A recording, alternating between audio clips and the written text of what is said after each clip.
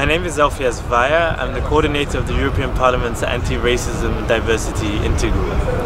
I lead the activities of members of European Parliament who have come across the political spectrum and from different member states to work against racism and promote diversity in the work of the European Parliament and more wider in the European institutions. I believe this work is very important given my own history. My parents came as refugees to the United Kingdom from Uganda in the 1970s. In that period you saw a lot of racism, a lot of discrimination and a lot of threats to minorities.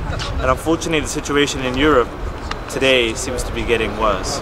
We need a strong intergroup in the next European Parliament mandate from 2019 to 2024, where we have committed members of the European Parliament from across the political spectrum, from the left to the moderate centre-right, who can come together to fight this battle against racism, xenophobia and other forms of intolerance. We need members of Parliament to stand up for our minorities in Europe.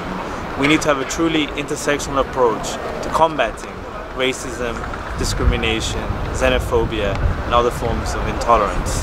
The European Union is at a critical juncture in its time. The European Union is facing far-right populist parties who are rising across Europe and in the European Parliament itself. We need to have a strong anti-racist, anti-discrimination voice, whether that's the intergroup against racism and for diversity, whether that's the intergroup on LGBTI rights, whether that's the intergroup on disability rights, or on children's rights, on youth rights. We all need to be present.